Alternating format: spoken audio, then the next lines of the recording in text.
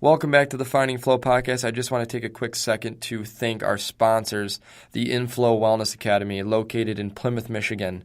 They offer some amazing services that can help you better achieve these states of flow by optimizing your health and your wellness. Their services include personal training for general population, for athletes, for just about anybody. They offer pain modalities like massage therapy, laser therapy, yoga, durability classes, and they're experts in nutrition and supplementation.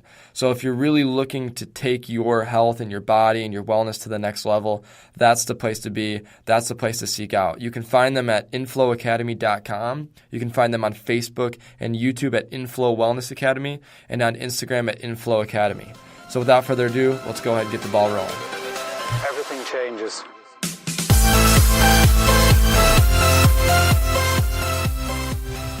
What's going on, guys? Long time no talk. Holla. How you doing, man? Great, dude. Better than yesterday. I don't know. We don't have any heat in the gym, so it's been like 5 hours of just freezing my ass off because it was what negative 8 degrees on my way in here today. Yeah, but it's up to 5 now, so you can no longer like complain about it. It's about summer. Yeah. That's like a 13-degree increase. Yeah. Shift. Big deal. Yeah. Big deal. Well, yeah, it's typically like a sauna in our gym. So when I we've experienced the dualistic nature of hot, for cold. Sure. So I'm freezing my ass off walking in from the car at like six in the morning. I'm like, I can't wait to get into that gym where it's toasty.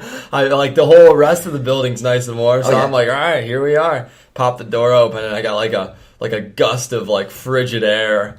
So great start. But I will say this: it is a little easier to stay awake and attentive and focused when you're walking around in freezing-ass weather. You probably just skipped in place for 5 hours. Yeah, pretty. Well, the best part was the first thing I did when I got in here and cursed a couple times, like, God damn it, like, it's fucking freezing. Like, I got in here early so I could roll around and, like, do mobility, but, like, it's, like, below zero out there, so it's kind of hard to warm the body up. But I was like, all right, I'm gonna do some cardio, get the blood flow. I'm gonna jump on that assault bike, start ripping it, and it's like a giant fan. So the fan starts blowing cold air at me, and I was like 30 seconds in, and it was making me colder than I actually was. Well, you look leaner, so the cardio must have worked. Yeah, I try to get in about 30 to 50 seconds a week. A week into your cardio? Yeah, you can tell. It's very intense. Are you a vegan? Sometimes. I go in and out, I'm gender fluid, so sometimes I'm a male, sometimes I'm a female, sometimes I'm vegan, sometimes I'm carnivore. Yeah, it just depends on the day, Yeah. Depends on who I'm around. I actually don't even have a gender. No? Non-binary. Yeah. Completely non-binary. Correct. What's your pronoun? What do you go by? I. I? Yep. That's the I amness of existence, yeah. I am. I can feel that. How offended do you get if somebody doesn't, if someone refers to you as he? Depends on if I feel like I have anything to gain. Like, if I could, gain, some sympathy or maybe, a free lunch or something like that, I'll go all out. That's smart. But if it's just, a random stranger, I don't really pay much attention to it. Yeah, I was going to say, I get triggered very easily these days. Well, it's just because I have a beard, that gives you the right to call me sir. That's so rude. Yeah, that's majorly sexist. Look at my ear here. Do you call him, why couldn't you identify me by that? What animal is well known to have really long ear hair? Well, female lions have hair. That's what I'm saying. Female dogs Hello. Hello. People are just so rude. Well, we're incredibly easily offended if you didn't know us by now. Very easily offended. So what we've really tried to do over the last couple months in here is create these safe spaces so that nobody can be offended. So, again, we're trying to nerf the world. Yeah. I actually just put styrofoam on all the walls in my house so that my son can never get hurt. We have Nerf forks. Now, it sucks for eating meat. How do you even poke through? But it's not the point. It's the point that nobody gets hurt, transporting it, from the dishwasher to the drawer. I don't have to worry about that. If you drop it, lands on your foot, no bruise, okay? No dent in your toenail, nothing. Yeah. So they suck for eating, I got to be honest with you. But, it's not going to hurt anybody. Nobody's going to get stabbed. Nope. Nobody's going to poke their eye out. There'll be nobody hijacking airplanes. I just went down to Detroit. I was picketing for athletics and sports so that they would have more participation trophies. Yes. I just think having a winner and a loser is just ruining this country. I think everybody should get a medal. Yep. Everybody, whether you're the best kid or the worst kid. think the medals should actually get bigger and more valuable as you get more to like the last child. Yeah, because I mean, it sets kids up for success, because if you look at capitalism and how this country is run, it is based off of participation. That's it. It has nothing to do with who puts in more work, who gets to the office first, I think that's who develops faster ways to do things. I think that's why I've become a major advocate for tenure and not performance at all. Like, I'm all about just stand there and like just be employed. Like, don't do much at all. And when you get to 10 years, like, I can't fire you for anything. Then you can just start spreading this nonsense. Yeah, and you can show up or not show up. It's up to you. Like, I love tenure. Yeah, I think it's great. Yep. Yeah, it's almost as good as Common Core, and just making all the kids do the same shit Yep. and the same process Yep. to get to the same outcome, and actually penalizing kids for finding faster ways to do things. It's great, because again, back to the capitalism in the workplace, like, you don't get a promotion by providing a better way to do something, a more efficient way to do something, a more effective way to do something. That's not how you get a promotion. You get a promotion by fitting in. Yes. Just being fitting like in, everyone being like else. everybody else. That is, oh man, I feel like I get goosebumps thinking about this. Like, what kind of an amazing world it would be if there was absolutely no hierarchy whatsoever, and we were just all the same. That's like the depiction of, like the gray alien that you see, where it's like just like this gray thin body with no private parts, giant heads, big eyes, like no ears. That's like what we're going to become. Everyone's going to be the exact same. We're not even going to talk anymore. It's all going to be telepathic, right? No sex, not necessary at all. And we're all just going to be the same, and you're not going to be able to judge anybody because they look just like you do. Yeah. I like that. Yeah, so I think if people haven't found out how sarcastic we are by now, then well, you know how I have that longer, like that patch of hair on the small of my back. If you haven't seen it, I want to show it to you. But imagine. So it used to cause me, like, I was ashamed to take my shirt off, and to go swimming in public places. I would have for sure judged you. But when I think about, thank you. Because it's made me so self-conscious of it that this is why my version of the Brave New World was everyone will have that same patch of hair on the small of their back. And then they can know what it's like. Yeah. I mean, I look at tall people and I'm like, fuck you. Weirdo. This isn't fair. Fuck you. You can dunk. Yeah, like I thought about writing a letter to the government saying that I should be compensated for not being 6 foot. Well, imagine, like, let's say you're in the NBA. Like, should a 7-foot player get paid the same as a 6-foot player? I mean, like, all you have to do is jump up and put the ball in the hole, where this guy has got to, like, dribble it, and he's got to, like, go around people. Like, what about Spud Webb? He's got to shoot arcs, like, over those long, weird hands and arms. Like Spud Webb was, like, 5'4". Yeah. That guy should have been paid, like, the entire salary cap for the entire NBA for making it that far. Well, think about, like, a punter, like, on the football team. I'm not saying these guys, like, aren't tough or whatever, but, like, imagine being a punter and saying, yeah, I know I'm a punter, but, man, I really want to play nose tackle. And they won't let him because this other guy's like, oh, I don't know, 100 pounds bigger than him and like 6 inches taller and he's faster. Like what kind of a world is that? Like, let the guy play nose tackle. Just see what happens. I mean, all I could say from a viewership perspective, I would way rather that guy be playing. Like if you want to rebound the viewership for the NFL, just start throwing like 140-pound guys in front of like Dom whatever his name is, Sue. Yeah. I think that would be awesome. But I think Sue would probably lighten up a little bit and maybe let the guy run by. See, I'm turning the TV off if he lets up. I'm keeping it on if he just runs through him, man.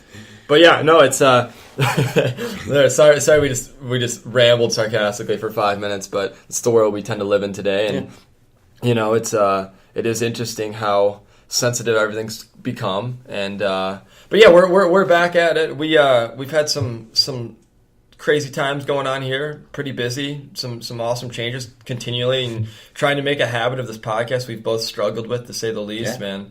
But my struggles are part of, like, these are the things that we're going to work on. We're going to fix them. Yeah, absolutely. I mean, just consistent content. I mean, we've been doing, it's one of those things that hasn't really been a catalyst for us towards our success, you know what I mean? So it's not really been I don't think it's been too much of a priority on both Ben and I's brains to get in and have these conversations. I'd say it's more, when we were consistently doing it was more just to itch our own scratch, and I think that's what we got to get back to. Well, I think we do a lot of it, which our audience doesn't get. We do a lot of it on the gym floor. Yeah. So it's like kind of just what we do all day. So it's like it's hard to like sit down and get in front of a microphone and recreate, just because these are just basically random thoughts. It's just like the idea of everybody being equal and everything like that. It's there's got to be some texture. There's got to be some there's got to be some ebbs and flows, and like even in our sometimes inability to sit down and recreate some of these like random podcasts, but it's but at least we're moving towards something. We're getting closer to. There is no end goal, but it's we're just getting closer to something, and I don't know what it is. So it's like it would be great to like somebody want to pay us millions of dollars for our podcast, but at the end of the day, I just want to also. Again, I just want to be along for the journey. Like, I enjoy the conversation. Like, I enjoy sitting down and, like, hacking some thoughts, because a quality conversation is very rare. It's like you can't get somebody to sit across from you, and even if they say something that's completely opposite of the way you believe it, just kind of just allowing things to flow. And so, that's why I appreciate you, because it's when you got family members and children and wives and moms, and, like, you can't have these open-ended conversations are rare. They're hard to have, because we have to consider the feelings of the person sitting across from us. So you're automatically not as honest and not as transparent as you probably would like to be, because you don't want to hurt people and stuff like that. So yeah, I mean, having like the ability with somebody to explore like the innards of the mind, I suppose, and say things that like could potentially be completely irrational. But like you don't know until you say it, and then you fortify either that irrational thought into a rational thought, or you completely get rid of it because like someone else gives you closure on how stupid it really is. Like that all has to happen for you to kind of build out like a moral structure, I guess, if you will. You got to like think about these things, talk to other people about these things, and start to kind of see how other people interpret what you're saying or thinking. And I guess me and you are both kind of in that mode where it's like we're just constantly trying to pursue like that next level. Yeah. I guess that's kind of what we were talking about before we even started recording. It's a lot of these things that we think, right? Because again, like most things aren't that scientifically driven, right? Like there are definitely some things, but there's also still anomalies within those scientifically driven facts, if you will. But it's trying to find like all these different things that are going to influence your life in a positive way. But we were kind of discussing, how a lot of these things are pretty much immeasurable, So like, why keep doing it? Kind of thing, and we were kind of talking about this. We kind of stopped our conversation so we could start recording, so we could talk about it on the live, right? But yeah, it's an interesting one. But I figure if you look at it this way, like what else could you be doing with your time, and is it better? You know what I mean? So like we were kind of talking about these Huzo headphones you're using, these frequency headphones, and using frequencies to change like your brain chemistry or change the way your brain's interpreting the world around you. And there's not too much evidence out there of what it's doing. I guess you could just base it on how you feel. But at the end of the day, it's like it's probably a pretty good use of your time. It's a lot better than eating some Lucky Charms or senselessly watching TV or gossiping or staring at your iPhone. So I think that's kind of what the approach I've taken towards all these, I guess, personal development tasks, meditation, training, Huzo headphones, cooking a good meal, bulletproof coffee. Yeah, like all these different things they kind of compound. And again, it's like our approach to training here. When we get people in here, it's someone comes in for pain. Like I love, helping people with pain, like mobility. That's kind of like what I'd say is my, it's my forte. It's my expertise, right? But the first thing I tell them is like, I don't have a fix. Like, I don't know if soft tissue is going to help you. I don't know if my joint mobility is going to help you. I don't know how much nutrition is going to help you, but we're going to do all of it. Mm-hmm. And if it starts to feel better, we're not even going to put another thought into what is causing the success. We're just going to keep doing everything. Yeah. You know what I mean? We're just going to piss excellence every day we wake up, whether it's the nutrition, whether it's the daily joint mobility, whether it's the sauna. Who cares? You're out of pain, right? That's where we want to go. Yeah.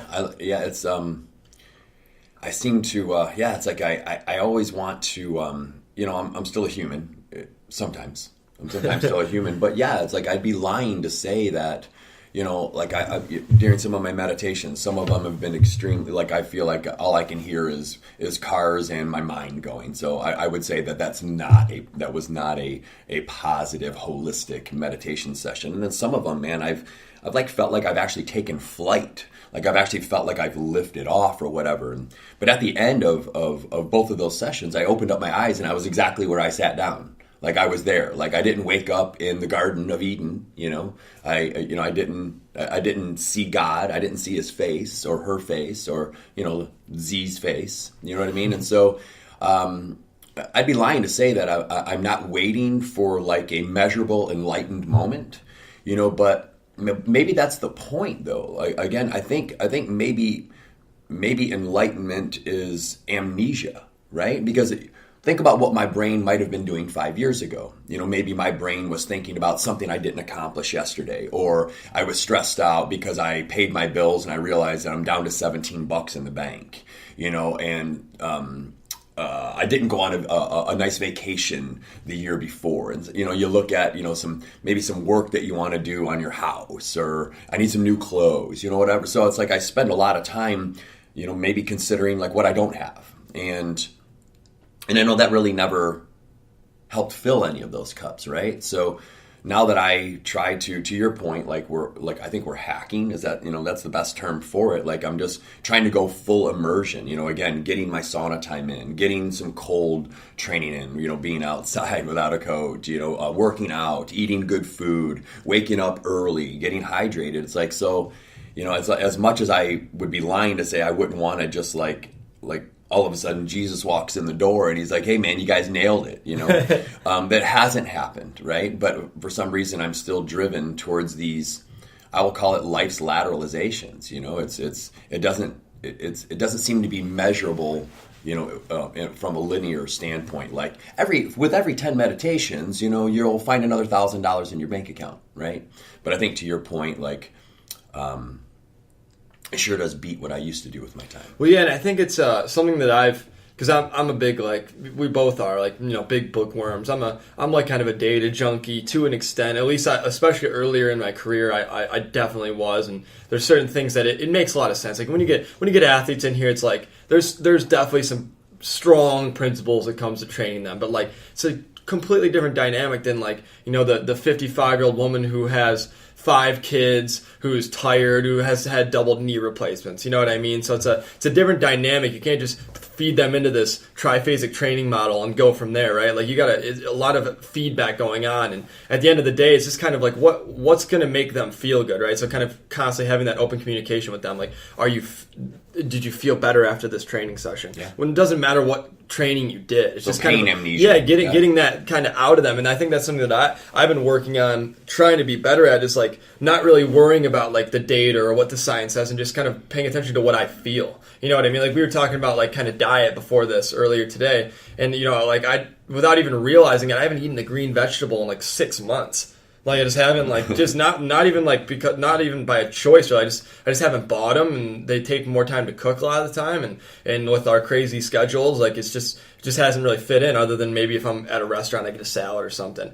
But I pretty much haven't eaten a single green vegetable. I'll do like a green supplement, right? Because I know I'm not eating my greens, but I'm eating like lots of red meat, lots of steak, a little bit of salmon, some eggs, and then grass-fed, Kerrygold grass-fed cheese, Kerrygold grass-fed butter, some cashews, bulletproof coffee. I'll do some sweet potatoes here and there, and I've never felt better, right? And it's just one of those things. Now I'm just sitting there thinking, like, who cares what person A, person B, person C says? Like, if I wake up and I feel great all day, sustained energy, I'm going to keep doing what I'm doing, and trying to get people to understand that and not, like, fall prey to, like, the gimmicks of what's going on the internet, right? Because again, a lot of things are self-fulfilling prophecies. It's like if you tell somebody that their psoas is tight, they're gonna walk around thinking their psoas is tight, and then it's gonna start manifesting more problematic over time as they think about it, right? The placebo effect or the nocebo effect are very powerful things that can either destroy you or build you up, right?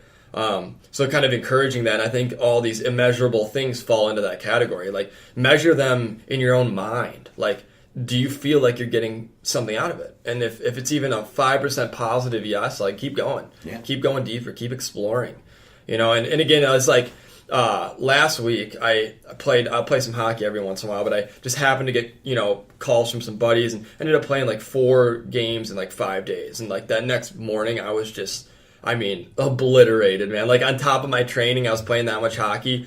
And it was one of those things, like you think about recovery, right? Like I could have just laid around and done nothing, which I think is what like most people do when they're sore. But I was like, no, like, I'm gonna give my body the feedback it needs. So I did probably 45 minutes of soft tissue work on myself.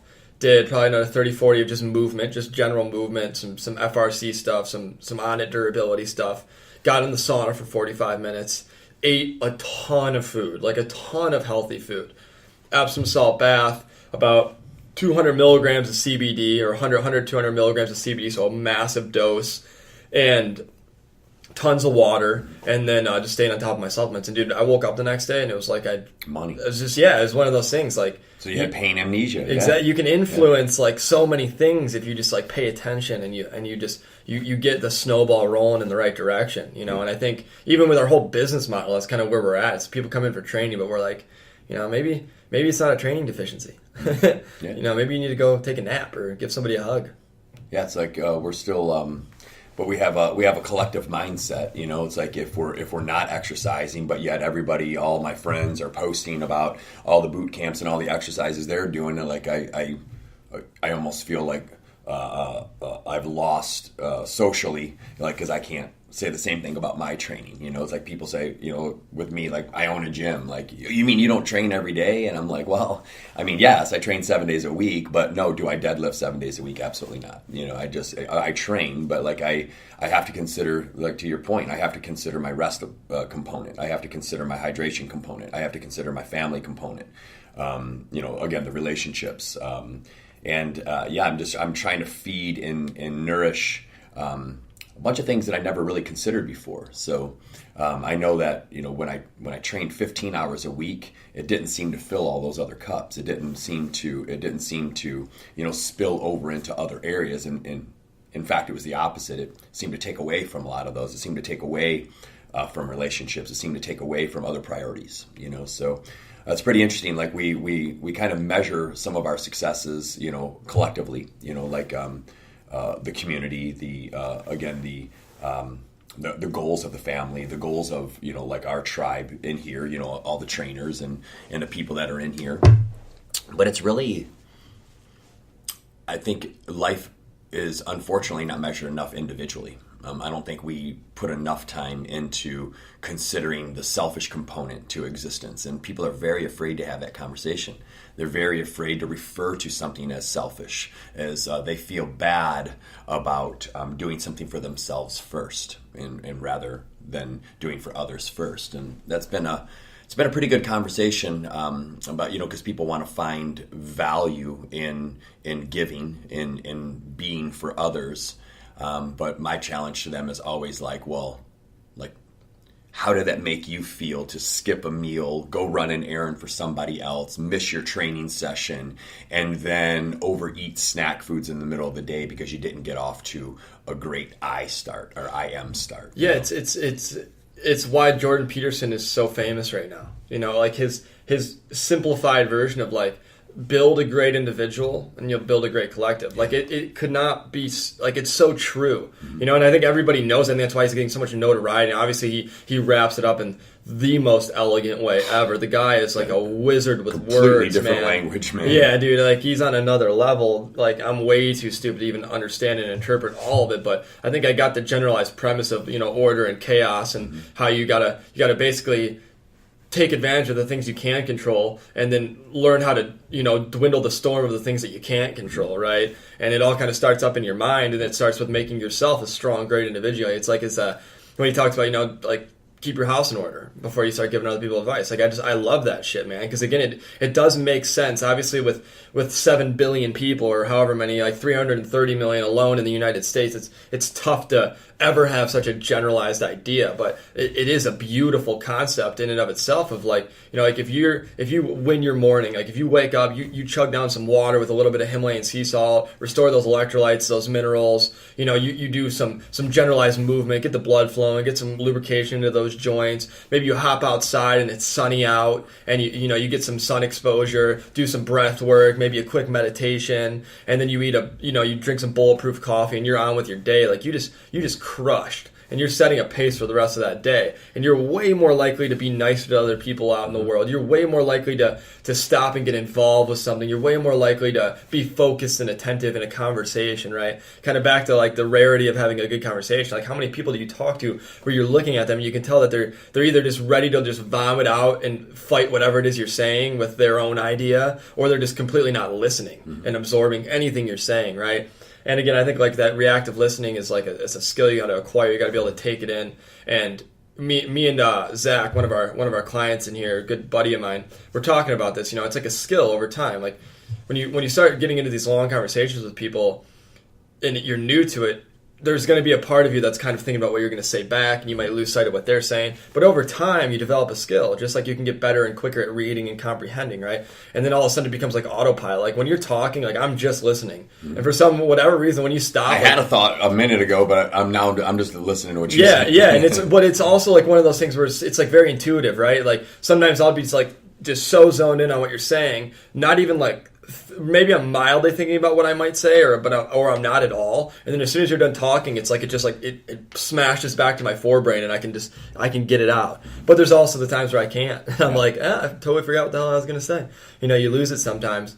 But kind of like my whole rambling here, I'm kind of losing it now. Well, that's what I think, you and I, we always try to come up with like what's going to be the title for our talk. And I tried spitting it out on you, and it just like, I knew what I want, but the words wouldn't necessarily come to me. But it's kind of like, again, everybody thinks that they want the metaphoric pot of gold, but they forget about the rainbow or the journey to get there. And I'm trying to think of what would be more fulfilling. I tell somebody, I'm like, all right, you're going to get $5 million in 20 years from now.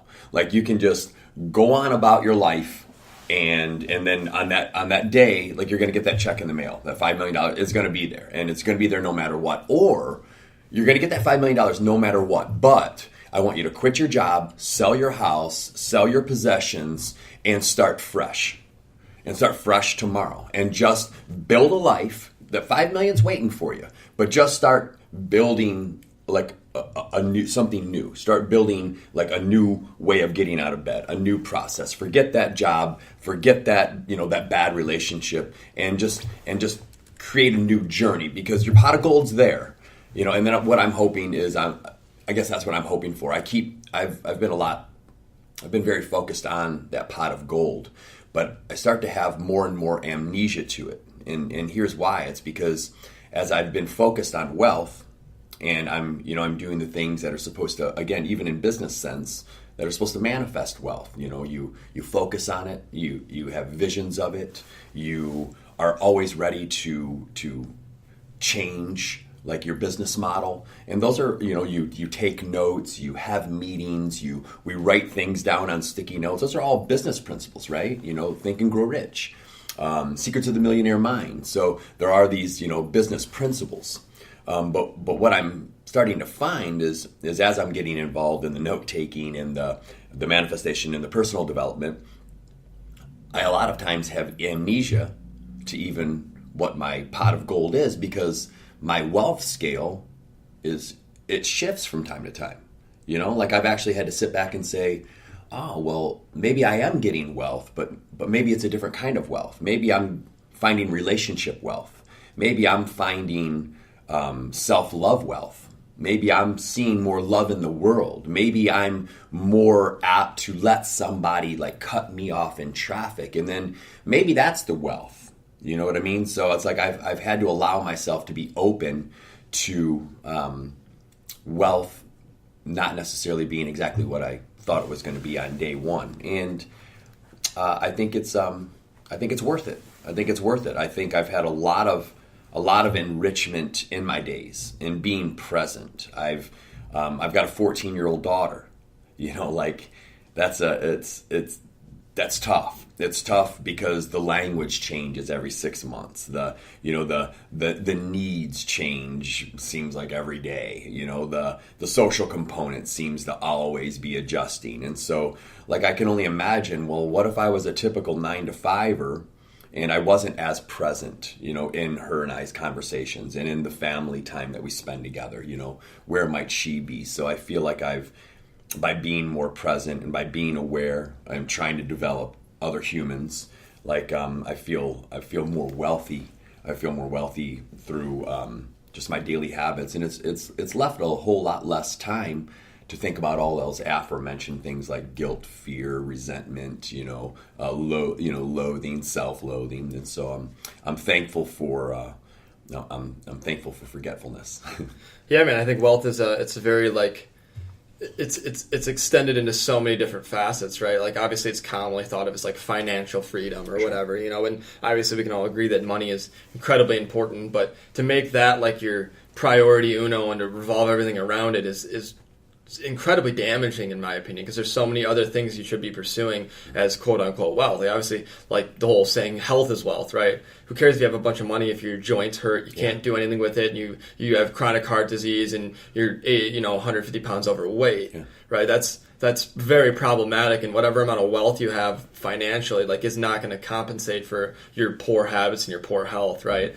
So kind of back to the manifestation thing, like along the way, like as we collectively manifest financial success with Infloww, right? Like why not focus on the things you can control, right? That's kind of the whole Stoic principle. Like instead of just stop focusing on what you don't have and pay attention to what you do have and then express gratitude for that. Yeah. And something that I've been trying to express a lot of gratitude towards is the fact that we get to do this for a living. Mm-hmm. Like my schedule is so cool. Yeah. Like midday, I'm out of here. I do whatever I want. I'm driving around. People are at work. I see people on like their lunch breaks. They have 30 minutes, because they have to swipe in and out and they're all stressed out, eating super fast. And I'm just chilling, and I hang out with, damn near every one of our clients currently. It's awesome. Yeah. They're all just trying to get better every day. They're showing up. They're listening. They're attentive. They're working hard. They're good people that, are just kind of part of our collective tribe, So, and I think I saw like in the United States alone, like over 75% of people either hate or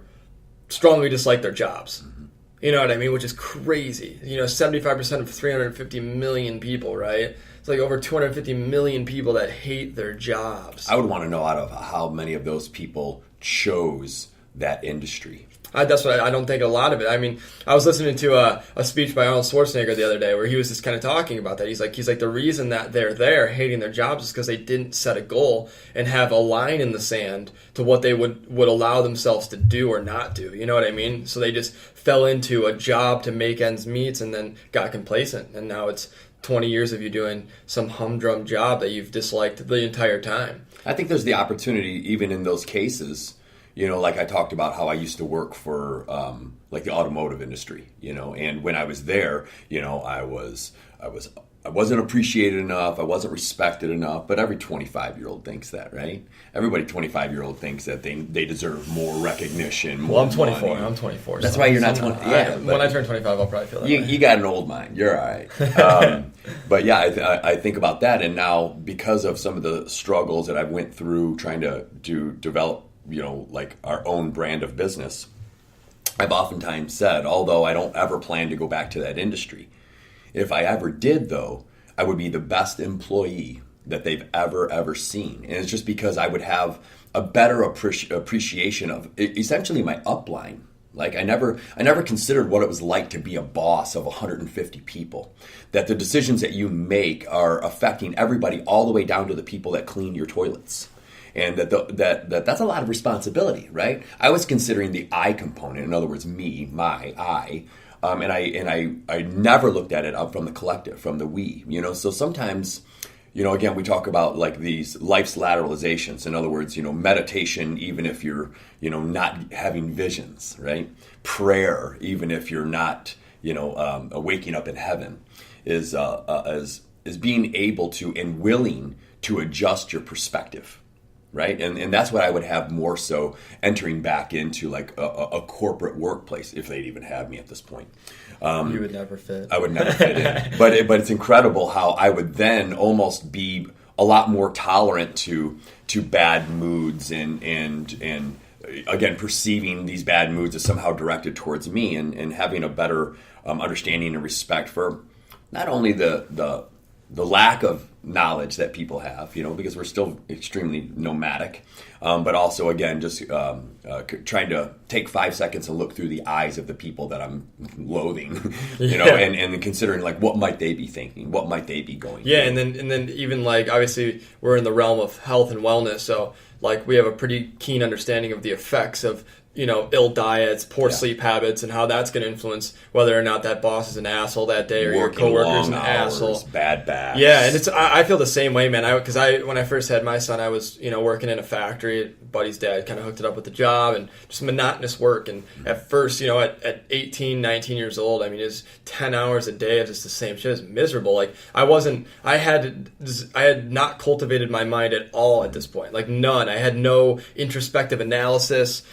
I'd kind of been a stoner, so I guess a little bit was there, but not like by choice. Like I never really like sat down and thought about how like every time I get stoned, I just start thinking about things a lot deeper, and I like start thinking about myself and if I'm doing the right thing, But it took me a while, and through the process of working there, I was there for about a little over a year. The best part was that my buddy's dad told me he would fire me if I was there for more than a year because like he didn't want to see me become one of these people, which is super cool like mentor at the time for me. But about halfway through this, I really started, I could wear my headphones. It's just the same shit. I'm basically working by myself, doing, this monotonous work. So I started throwing my headphones in, and that was when I got into podcast. And then I'd say for that 6 months after, man, I mean, you're thinking 8 to 10 hours a day, I'm just consuming information. So that was the greatest job you That's could what I'm ever saying. have. That's what I'm saying. So like you do the math, like 50 hours a week, that's 200 hours every month for 6 months. You do the math on how much information I consume during that time. It's like I could download an audiobook that's 10 hours and it'd be done in a day.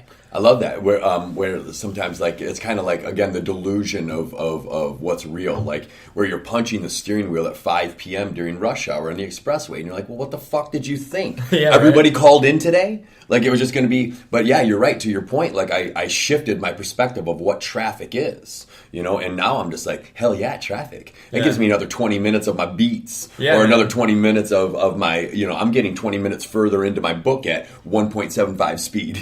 My car has like been the greatest asset for like it's like a classroom for me. I mean, I can't even imagine how many hours I've put into listening to books and podcasts while just driving. So I guess what we've tried to do is. I don't know. I guess I'll speak for myself. I assume we're speaking about the same thing. Is just almost like completely forgetting about the pot of gold and just really trying to learn to like embrace and love and immerse myself in all these little lateralizations. Again, I think about, well, if I didn't go home and read for that half hour, what else would I have done? Like, how would the time have been spent? Like watching TV? Like, what else would I have done? That may be one of the most important questions you could ever ask yourself in this life. What else would you be doing if you weren't doing what you're doing? Yeah, and I think, back to like the rainbow and the pot of gold, I mean, Nick, you could be, it's got a lot of names. Like you think of it as the process, right? Like going through the process. And again, I've been pretty entrenched in a lot of this gymnastics type of training lately where it's all skill-based. And it's like an instrument. It's like learning a new language or learning mathematics or anything, fill in the gap. When you first start, you're going to suck at it. And like you're not just going to wake up one day and just be great at it. The only way you're going to get from terrible to mediocre to good to great to master is through time and repetition and focus. You know what I mean? So it's the same thing with life. Like if you want to get somewhere, I'd argue that there never is a destination because once you get there, you got to figure something else out. And I mean, everyone knows the athlete that identified too much with their sport, and once they're done, like they have nothing. Yep. So you got to have more goals. You can't reach your goal and then be like, I'm done. It just doesn't work that way. So kind of paying attention every day, and I think all these little things, whether they're measurable or not, are compounding you in the right direction towards whatever this never-ending goal may be. Hopefully positive and not negative. But yeah, I mean, it's one of those things I've recently with the gymnastics, back to that, is like there's nothing that's been a clearer path to just like the desire or the necessity to just show up every day. Like some days when I'm working on my handstands, like I can't even invert for more than 5 seconds. Like maybe I'm thinking about bills I got to pay. It's amazing, like all these little different factors that come into play with the success or the destruction of a training session. On other days I'm just crushing it. But what I will say is that every month when I look back, I'm better than I was because no matter what, I put the time in. Like I schedule the time and I make sure that I'm training an hour to 2 hours damn near every single day, unless I have to back off because I'm smashing my wrist too much. But, and it's kind of crazy. I was looking back at some photos. I posted one the other day, and my line in my handstand, it's it's like USA Gymnastics worthy. Nice. You know, and like just 6 months ago, I looked like a banana. You know, but like in my head, like it's all the same shit. You know, like you don't see it. It's like when you look at yourself in the mirror, you don't see the weight coming off because you see yourself every day, right? You don't see when it's your kid, you don't really notice them growing up. But if the relative that hasn't seen him in 8 months sees your kid, they're like, holy shit, he's grown. Yeah. You know, it's the same thing. You know, you just go into those tasks knowing that they're good or you're going to attempt for them to be good, if that makes sense. And hopefully 6 months down the road, you can look back and go like, wow, yeah, I'm better off because of it. I know. I think this might be probably best for like our next podcast. But I was reading on basically what they call self-esteem, self-worth, self-concept. Right? Self-esteem is the value system that we've created for ourselves. You know, and obviously a lot of that comes from when we're a child. You know, in other words. So, you know, am I good enough? Am I good looking enough? Am I smart enough? You know, think of all the tasks and all the challenges. Maybe when we were younger, we would have been afraid to take on because we didn't necessarily have the most positive self-image, which is basically our self-esteem. When they talk about self-concept is where you think if everything was going well, the type of person that you would be. Okay, so in other words, the futuristic Kevin, the Kevin of the future. But the gap between self-esteem and self-concept is what they also refer to as chaos, right? So the whole idea, going back to this like full immersion into the self, into, you know, again, filling small little voids with positive behaviors, not being overly focused on the pot of gold or the self-concept, and trying to merge the concept in with the self-esteem, making them one, making them together. In other words, do not create a gap between who you actually are and who you're supposed to become, because that's the Kaizen principle of always striving for improvement, right?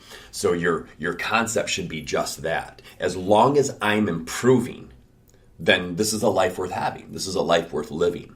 So it's like, that's what I love to help people and help myself and help us with through these conversations is maybe that's that whole shift in perspective, right? It's like, there's no gap between who you're supposed to be and who you are unless you create that for yourself, unless you create that value system for yourself. So rather, as long as we can create a value system of more, of better, of striving, okay, then that can bridge the gap, that chaotic gap between self-esteem, self-worth, and self-concept. So it's pretty interesting how it's really it's like a blueprint. It's like a blueprint for how your concept your concept of yourself today is only going to be as great as yesterday's teaching, okay, and today's in today's personal value system.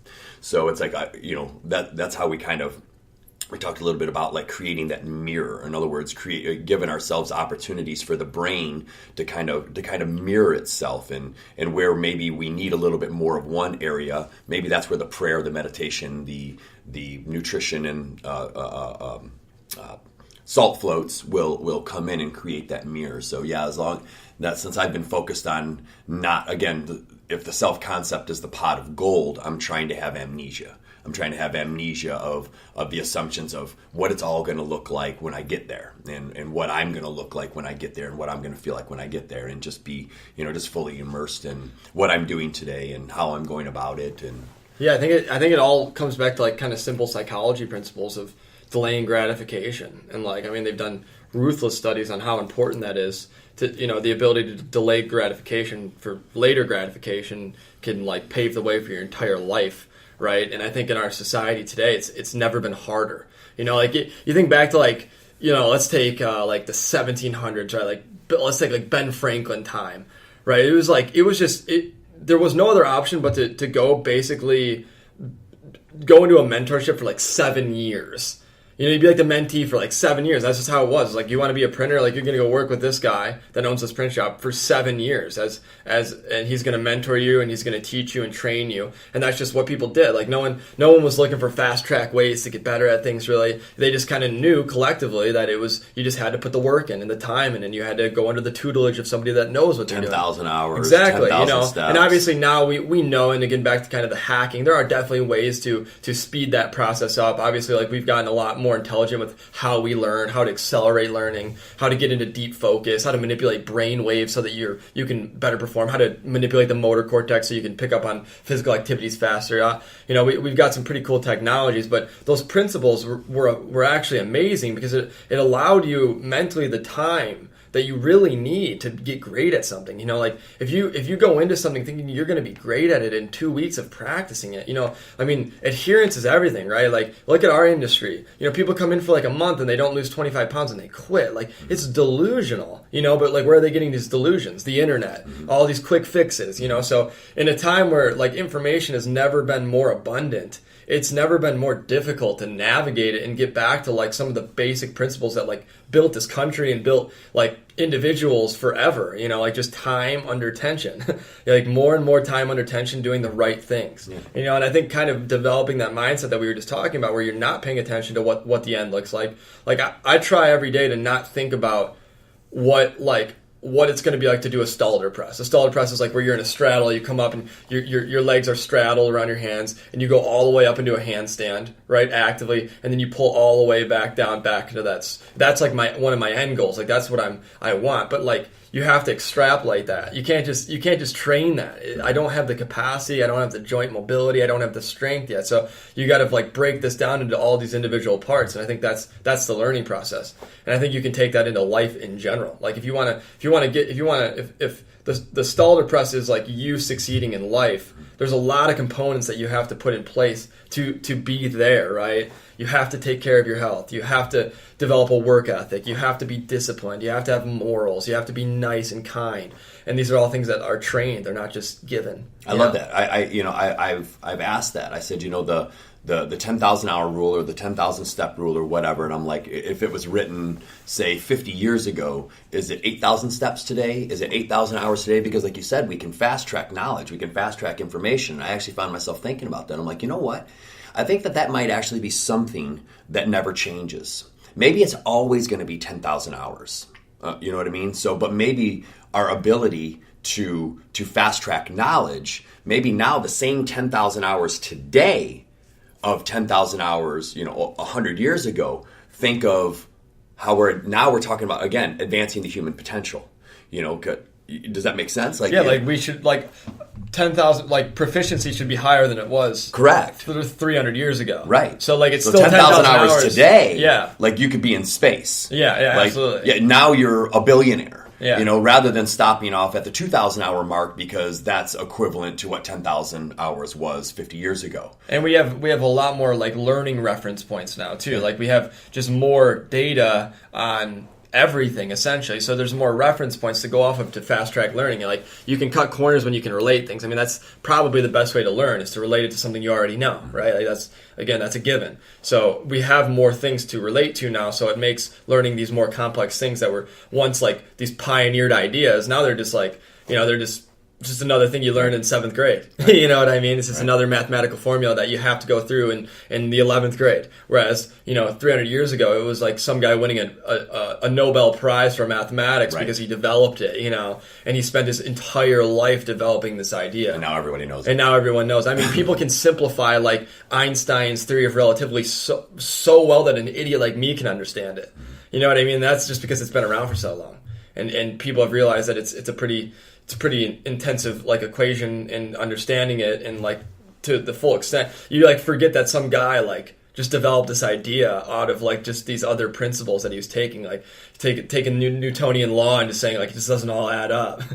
And then he spends 10, 20 years creating this theory of relativity. Well, I'm thankful. That those guys didn't just get back and say, yep, the theory of relativity, it's legit, done, close the book. No, they kept going. Yeah, I mean, that's the beauty of science. That's their 10,000. That's science. Again, science is all about trying to prove other people wrong, essentially. So you know something's right is if 100 other scientists actively pursue you and try to crush you by proving your theory wrong, but they can't, you got them. Nailed it. And that's what you want. And I love hearing really good, well-renowned scientists kind of talk about that. It's nothing gets me more excited than trying to debunk somebody's experiment, and then vice versa, and I love that kind of idea around learning and growing and thinking.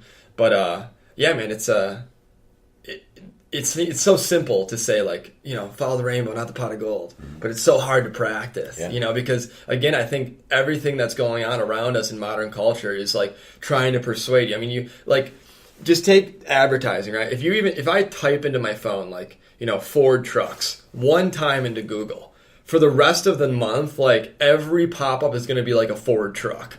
And then eventually I'm going to be like, I have to get this Ford truck. It's calling. It's like, it's dangerous, man. Like, it's hard to just, disconnect and go off the grid. And especially if you're someone who uses social media, say, for business and work and all these other things, or to stay connected with family members from across the country.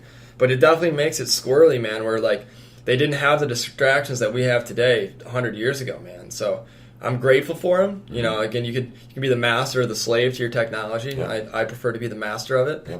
Although some days I will say I'm definitely a slave. I lose myself just as much as any other person trying to be better every day. But yeah, man, it's a cool idea, and I think if you get the right people around you, you can actually do it. And I think that's kind of what we're doing here at the Infloww Wellness Academy. I hope so. I hope so. So well, it's been a good talk. Yeah, man. A nice talk on laterals. Anything else you want to finish on here? Just thankful that we're back at it, and look forward to our next podcast where we're going to expand on that self-esteem, self-worth, self-concept talk, and how to get people kind of how to take a look at themselves, and then how to measure forward. I just think I don't want to measure back; I want to measure forward. I just think that if we had video cameras and everyone saw how you're portraying Steve Jobs right now with your black turtleneck, everything else would just come across a little clearer. You know what I mean? If they saw you right now, just arms crossed, tight Nike Under Armour. Oh yeah. Crew or whatever you call them. That'd be like not a turtleneck. Turtleneck, that's what is. Is this a turtleneck, or is it like, would we call it like a half neck? I think it's a turtleneck. I think when it comes up on the neck, like a turtle, you could recluse into it if you shrug. Well, I'm thankful for it too. I think I think the podcast definitely sells us short. I mean, we're good-looking guys. I think we could probably just talk about nothing as long as there was like an actual video camera on us. But because football, there you go. But because it's radio and it's podcast, I think we have to try to say something profound. Maybe we should hire a coach, and we should figure out, like, maybe we should start talking like this. And I think if I pause a little bit more often, I'll be better off for it. And maybe if I tone my voice down a little bit. Know what I should adopt? I should adopt like an English accent, because then I'll sound smarter. Dude, I'm telling you, man. I'm doing a course online right now. The guy's got a Scottish accent. Like, I'm hinging on every word. Yeah. He refers to a cigarette as a fag, and I'm like, and I think it's so cool. I think it's awesome. He's like, "Come on, man, you've never craved a fag?" And I'm like, "What?" There is something about like that. I know, man. The English, the English intellect, with that English accent, it's like, there's just something to it. Or just like the British smart accents. Yeah. They just sound like they could be really stupid. They could be saying something that's completely false, and I'm going to be like, this guy's a fucking genius. Yeah, maybe that's a lateral. Maybe I actually don't need any more, like, any new information. Maybe I just need an accent. I think so. So when people say, "Yeah, I'm interested in your gym," I can be like, "Oh, really? Yeah. You want to come work out here? Do you think you have what it takes?" I don't know. I'm looking at you, and I'm thinking you kind of look like a sloppy piece of shit. Doing a terrible job right now. People are getting so mad. Our European international audience is cringing right now. Absolutely. Ass puckered we have up, a everything. Huge European following in Europe. I think like 7 people over there. But Brexit, I think we might have been on the Brexit ballot, even though I don't know what the... I think we're translated in at least 35 languages. You know what I found out the other day? I was listening to Joe Rogan, and they were looking up how many languages... There's like 7,000 languages. But what you're saying is absolute. But what you're saying is true. But what we can all agree on is emojis. Right. Emojis are what's going to take the toll. Sometimes when I don't have a word, those little faces, perfect. They know exactly. Exactly what I'm after. That's what I'm saying, man. It's gonna. Eventually, we're gonna be telepathic, and we're not even gonna use like our language is just gonna be visuals. From each other. I'm just gonna send like a rock sign, a rock hand sign with like a smiley face and like a 100. And you're gonna be like, feel like he's so smart. Yeah, he loves a rock. He's just so deep. I get it. I can interpret it. Yeah. Yeah, no. But this was good. we're going to do our best to make this a consistent thing. I think we need it. I think it's good for us. We're getting busier and busier. We're going to go a couple months. We're going to get smashed. We'll get all of our athletes back, but we're going to do our best to prioritize this because I know we can. And we want to lead by example and stay on top of this. And we failed multiple times. I think this is like our third attempt at saying we're going to be consistent. So here we are. Third time's the charm. Get it? Lucky charm, get it. pot of gold, rainbow kind of thing. All came together. All tying it All in. came together. But to everyone listening, we appreciate the hell out of you. We're grateful for you, and we will try our best to provide you with some awesome content going forward. See you, man.